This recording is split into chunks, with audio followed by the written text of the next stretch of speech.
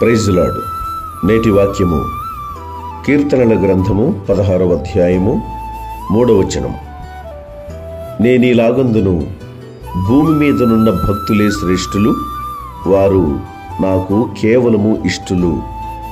తన యందు భయభక్తులు కలిగిన వారి యందు, తన కృప కొరకు కనిపెట్టు వారి యందు దేవుడు ఆనందించువాడై ఉన్నాడు.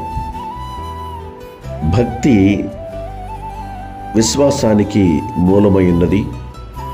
ఈ భక్తి చేత దేవునిని ప్రసన్నం చేసుకోవడానికి, దేవునికి లోబడి ఉండడానికి, దేవుని ద్వారా ఆశీర్వదించబడడానికి, దీవించబడడానికి అది కారణమవుతుంది.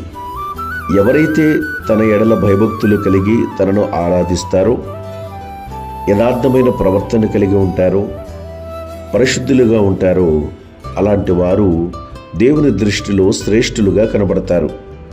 శ్రేష్ఠులైన ఆ భక్తులే దేవునికి ఇష్టలుగా ఉంటారు. ఈ లోకంలో మానవులకు ఇష్టలుగా ఉండాలని ఎన్నో ప్రయత్నాలు చేస్తూ ఉంటాం. కానీ ఈ భూమి మీద మనకొక రూపాన్ని, ఉనికిని ఇచ్చినటువంటి దేవునిని సంతోషపరచాలని, ఆయనకు ఇష్టలుగా ఉండాలని చాలామంది ఆశించారు. దేవుడు మనల్ని ఇష్టపడాలి అంటే, ఆయన మనల్ని ఇష్టపడి మన జీవితాలను ఆశీర్వదించాలి అంటే, మనందరం కూడా ఆయనకు నిజమైన భక్తులుగా ఉండాలి.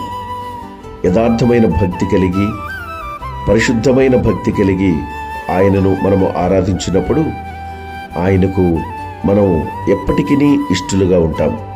అట్టి ధన్యత దేవుడు మనందరకు దయచేయునుగాక. ఆమేన్.